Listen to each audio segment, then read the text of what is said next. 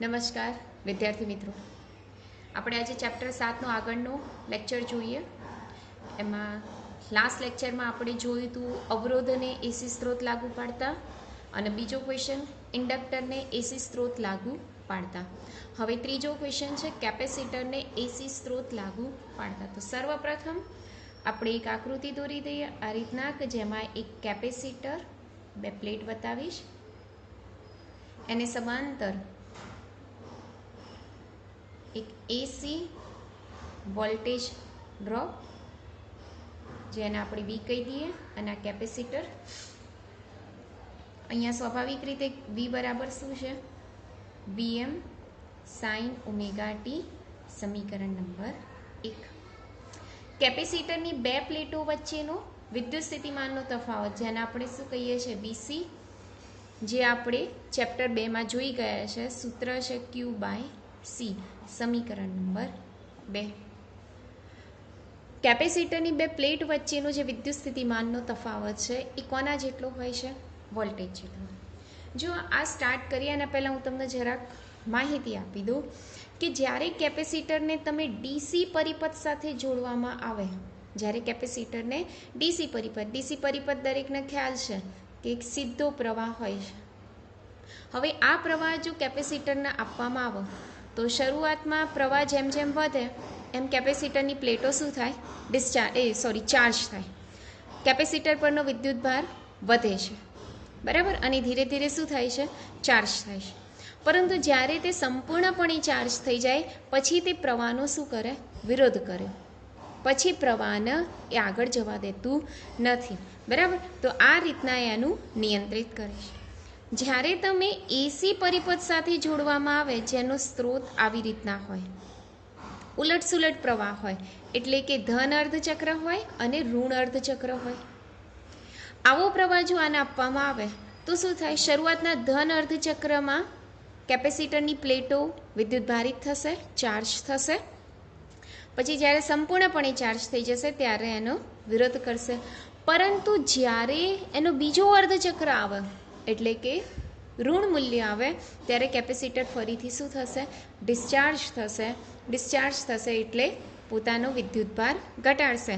આમ દરેક અર્ધચક્ર દરમિયાન તે ચાર્જિંગ ડિસ્ચાર્જિંગની પ્રક્રિયા સતત કરે છે, એટલે કે સંપૂર્ણપણે પ્રવાહને રોકી શકતું નથી. તો આ ફરક છે. ડીસી સાથે કેપેસિટરને જોડીએ તો શું થાય, અને એસી સાથે કેપેસિટરને જોડીએ તો શું થાય. ચલો ફરીથી અહીંયા આવી જઈએ. વી બરાબર વીએમ સાઇન ઓમેગા ટી અને વીસી બરાબર ક્યુ બાય સી. કેપેસિટરની બે પ્લેટો વચ્ચેનો જે વિદ્યુત સ્થિતિમાનનો તફાવત છે એ એસી સ્ત્રોત જેટલો જ હોય છે. એટલે અહીંયા લખી શકાય કે વીસી બરાબર વી. આ બંનેને સરખાઈ દઈએ. વીસીની કિંમત ખ્યાલ છે દરેકને કેટલી? ઉપર મેં લખી છે. તો વીસીની જગ્યાએ શું લખીશું આપણે? ક્યુ બાય સી. વીની જગ્યાએ શું લખીશું? VM sine omega T. ક્યુના કરતા બનાવી દઈએ તો ક્યુ બરાબર શું થશે? VM C sine omega T. આપણે તો પ્રવાહનું મૂલ્ય શોધવાનું છે, એટલે પ્રવાહના મૂલ્ય માટે આપણે શું કરશું? તો આઈ બરાબર આપણને ખ્યાલ છે શું થાય? DQ upon DT. ચલો ડી બાય ડીટી એમના એમ. ક્યુની જગ્યાએ આપણે લખીશું VM C sine omega T. ચલો વીએમસી બહાર કાઢી દઈએ. અંદર રહેશે D by DT sine omega T.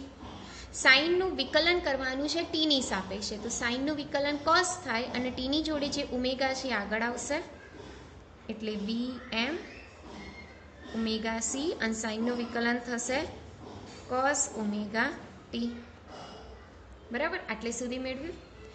આગળની પ્રોસેસ હજી કરીએ તો જે ઓમેગા સી છે ને ભાગ્યામાં લઈ જઈએ, કેમ કે ભાગ્યા હોય તો આપણે ક્યાં લઈ આવીએ? ઉપર. તો ઉપરથી ક્યાં લઈ જઈ શકીએ? ભાગ્યામાં. તો આપણી પાસે શું થશે? તો જુઓ આવું કંઈક સૂત્ર થશે. આઈ બરાબર વીએમ ભાગ્યા 1 ઓમેગા સી. શું થશે? 1 ઓમેગા સી, અને જોડે કોસ ઓમેગા ટી તો એમના એમ જ રહેશે. ખ્યાલ આવી ગયો એટલે સુધી? હવે આને કહી દઈએ હાલ પૂરતું અહીંયા સુધી જ રહેવા દઈએ, સમીકરણ નંબર 3 કહી દઈએ. હવે આ જે 1/ωc એને કહીશું આપણે XC. જેમ ઓમેગા એલને આપણે XL કહેતા હતા, ઇન્ડક્ટિવ કેપેસિટન્સ એ સોરી રિએક્ટન્સ, આને કહીશું આપણે કેપેસિટિવ રિએક્ટન્સ.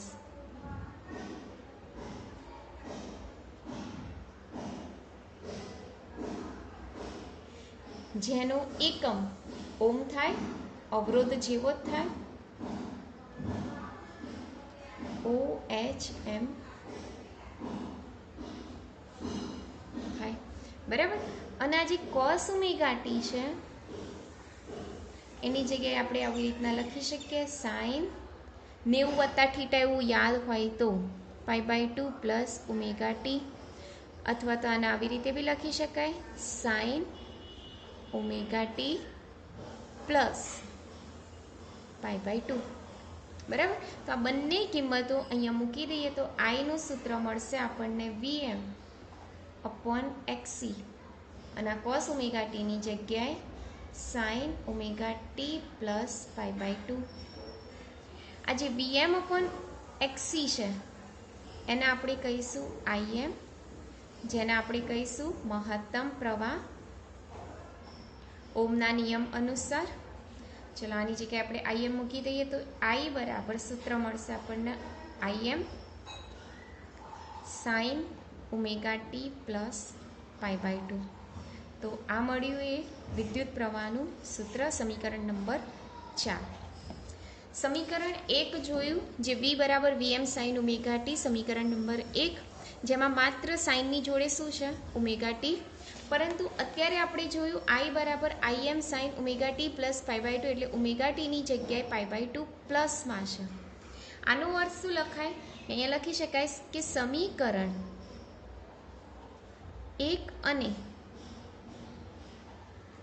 2 પરથી કહી શકાય કે પ્રવાહ એ વોલ્ટેજ કરતાં π/2 જેટલો આગળ છે, એટલે કે I એ V કરતાં π/2 જેટલો આગળ છે. એટલે કે પહેલાં I આવશે અને પાછળ શું આવશે? V આવશે. જો આપણે એનો આલેખ દોરી દઈએ, ફેઝર ડાયાગ્રામ ડ્રો કરીએ, તો જો વોલ્ટેજ આ રીતના જતો હોય, આ કોનો આલેખ દોર્યો મેં? Vનો, તો પ્રવાહ ક્યાંથી આવશે? તો પ્રવાહ આગળ આવશે, એટલે કે આ રીતના આવશે. ખ્યાલ આવ્યો? એટલે આ 0થી સ્ટાર્ટ થશે તો આ 90થી ચાલુ થશે આ રીતના. એટલે જ્યારે આ મહત્તમ હશે ત્યારે આ કેવું હશે? 0. જ્યારે આ 0 હશે ત્યારે આ કેવું હશે? મહત્તમ. ફરીથી આ મહત્તમ હશે ત્યારે આ કેવું હશે? 0. ફરીથી આ મહત્તમ હશે 0, ફરીથી આ 0 હશે ત્યારે આ કેવું હશે? મહત્તમ. એટલે આવી રીતના આલેખ થાય. તો આ કોના માટે દોર્યો મેં? I માટે દોર્યો. તો આ વાત કરી આપણે કેપેસિટરની સાથે જો એસી સ્ત્રોત જોડવામાં આવે તો શું થાય. જેમ આપણે ઇન્ડક્ટર માટે વિદ્યુત પ્રવાહની વાત એટલે કે પાવર શોધ્યું હતું, એમ આપણે અહીંયા બી કેપેસિટર માટે શું શોધવાનું છે? પાવર શોધવાનું છે. તો જો આ પાવરનું સૂત્ર આપણે સ્ટાર્ટ કરીએ તો પાવર P બરાબર શું લખીએ? VI. Vની જગ્યાએ આપણે કિંમત મૂકી દઈએ શું? Vm sin ઓમેગા ટી, અને Iની જગ્યાએ Im sin omega T plus π/2. બરાબર. ચલો Vm Im એમના એમ, અંદર રહેશે sin ઓમેગા ટી, અને આની જગ્યાએ આપણે લખીશું cos ઓમેગા ટી.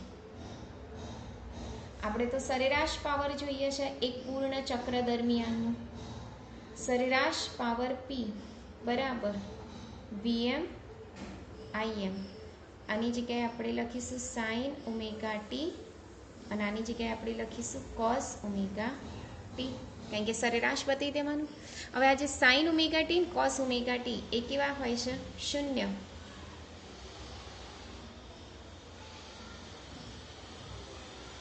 આથી સરેરાશ પાવરનું મૂલ્ય બી કેવું મળશે? 0. તો આ વાત કરી કેપેસિટર સાથે જો તમે એસી સ્ત્રોત જોડવામાં આવે તો એમાં પાવર કેટલો મળશે? 0. જો ઇન્ડક્ટર સાથે એસી સ્ત્રોત જોડવામાં આવે તો પણ પાવર કેવો મળે? 0 મળે છે. તો આ ત્રણે ત્રણ અલગ અલગ રીતે આપણે એસી સ્ત્રોત જોડ્યા. હવે આપણે આગળ વાત કરીશું કે જો ત્રણેયને એક સાથે શ્રેણીમાં જોડી દેવામાં આવે, એટલે કે આવી રીતના ક્વેશ્ચન થશે એલ, સી અને આર સાથે એસી સ્ત્રોત જોડવામાં આવે. પહેલા આપણે આર સાથે લીધું, પછી એલ સાથે લીધું, સી સાથે લીધું. હવે આપણે શું કરીએ, ત્રણે ત્રણ સાથે એસી સ્ત્રોત જોડી દઈએ. અર્થાત આકૃતિ કંઈક આવી રીતે થઈ જાય. આ એલ બરાબર, આ આપણો સી અને આ ત્રણેયના શ્રેણી જોડી દીધા. અને આ ત્રણેયની સાથે હું શું જોડી દઉં, એસી સ્ત્રોત જોડી દઉં. આ સી અને આ ઇન્ડક્ટરના બે છેડા વચ્ચેનો વિદ્યુત સ્થિતિમાનનો તફાવત VL, કેપેસિટરના બે છેડા વચ્ચેનો વિદ્યુત સ્થિતિમાનનો તફાવત VC અને અવરોધના બે છેડા વચ્ચેનો વિદ્યુત સ્થિતિમાનનો તફાવત VR લઈ લઈએ. અને આ તો આપણા છે જ V. તો જ્યારે LCR ને એસી સ્ત્રોત સાથે જોડવામાં આવે ત્યારે એનો ઉકેલ આપણે બે રીતે લાવી શકીએ.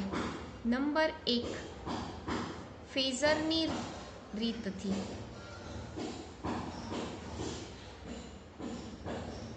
અને નંબર 2, વૈશ્લેષિક રીતથી.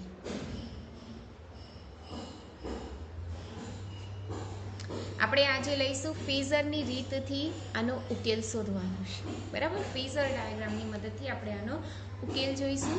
તો જુઓ, શરૂઆત કરીએ આપણે ફેઝર ડાયાગ્રામથી, એટલે કે આ રીતના.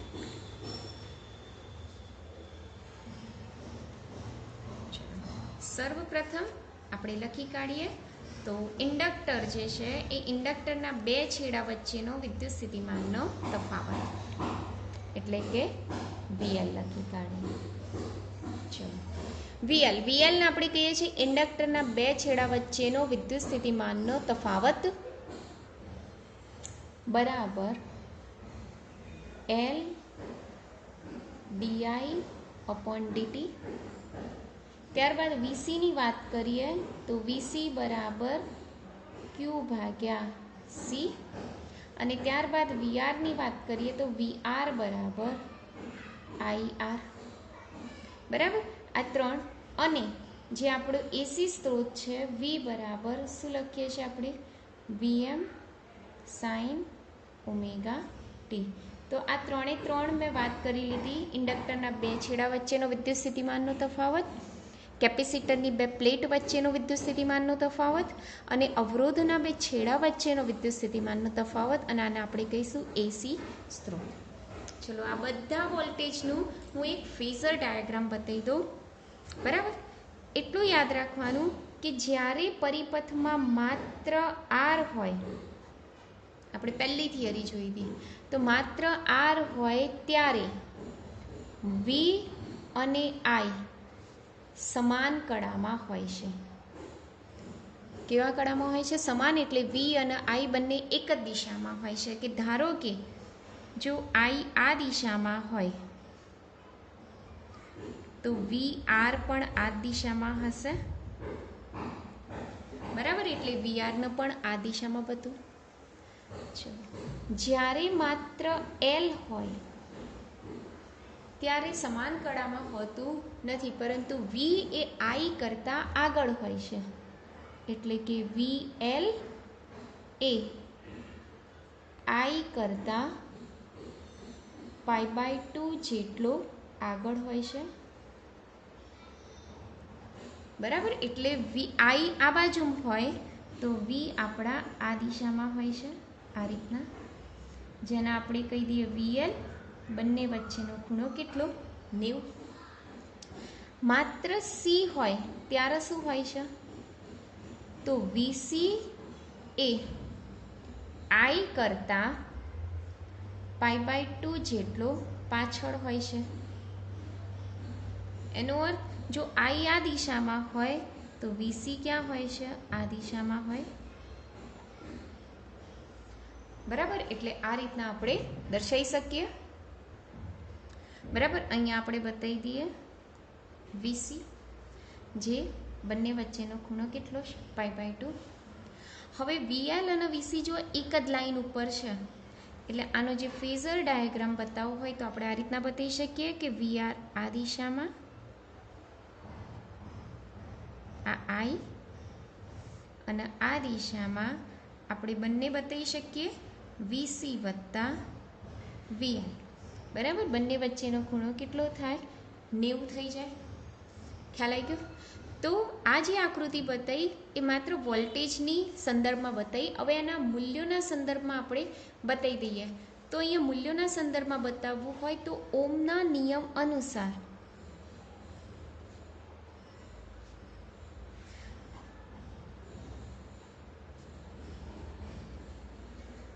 બરાબર, VR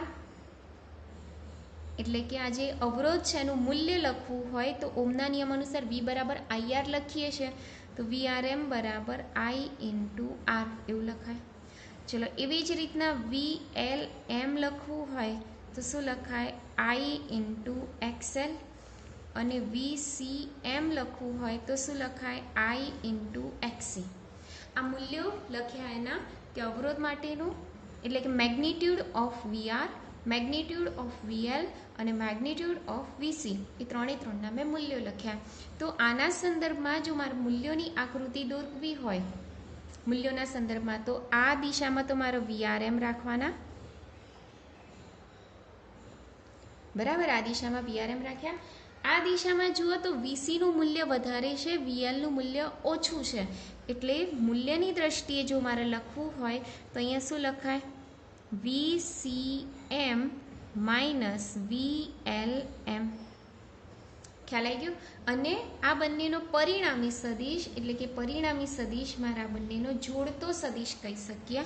બરાબર, જેને હું કહી દઉં છું VM, અને બંને વચ્ચેનો ખૂણો કેટલો છે 90. તો અહીંયા એક શું બની ગયું કાટકોણ ત્રિકોણ બની ગયું દેખાઈશ, જેમાં કાટખૂણાની સામેની બાજુ આપણું શું થાય કર્ણ. તો કર્ણનો વર્ગ બરાબર બે બાજુઓના વર્ગોનો સરવાળો. તો જુઓ આગળ શું થશે, તો કર્ણ કયું છે આની અંદર VM.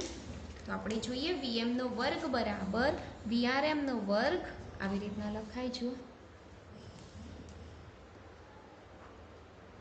VM નો વર્ગ બરાબર VRM નો વર્ગ વત્તા VCM માઇનસ VLM નો વર્ગ. બધાની કિંમત મૂકી દઈએ આપણે. VRM તો VRM ની કિંમત આપણે જોઈ હતી I² R². બરાબર, અને M ની સાપેક્ષે લખવું હોય તો આપણે અહીંયા IM લખી કાઢીએ. ચલો VCM માટે લખવું હોય તો IM XC, VLM માટે લખવું હોય તો IM XL નો સ્ક્વેર. ખાલી આગળ સેજ સુધાર દેવાનું. શું સુધારવાનું કે અહીંયા જે આપણે કિંમત લખી હતી એ IM, અહીંયા બી IM અને અહીંયા બી IM લખી કાઢવાનું. ચલો હવે આગળ સાદું રૂપ આપીએ. IM નો સ્ક્વેર એમના એમ, R² એમના એમ. આમાંથી IM બહાર નીકળે પણ એનો સ્ક્વેર બી સાથે બહાર નીકળે એટલે IM નો સ્ક્વેર અંદર રહેશે XC માઇનસ XL નો સ્ક્વેર. આમાંથી બી IM નો સ્ક્વેર બહાર નીકળી જશે એટલે અંદર શું રહેશે R² વત્તા XC માઇનસ XL નો સ્ક્વેર. આ VM નો સ્ક્વેર. તો VM બરાબર શું થશે IM કૌંસમાં R² વત્તા XC માઇનસ XL નો સ્ક્વેર. IM ને કરતા બનાવી દઈએ તો IM બરાબર શું થાય VM અપોન R² વત્તા XC માઇનસ XL નો સ્ક્વેરની 1/2, કારણ કે વર્ગમૂળ કાઢ્યું એટલે 1/2 થશે. હવે ઓમના નિયમ અનુસાર આ પ્રવાહ હોય, આ વોલ્ટેજ હોય તો આને આપણે શું કહીએ અવરોધ.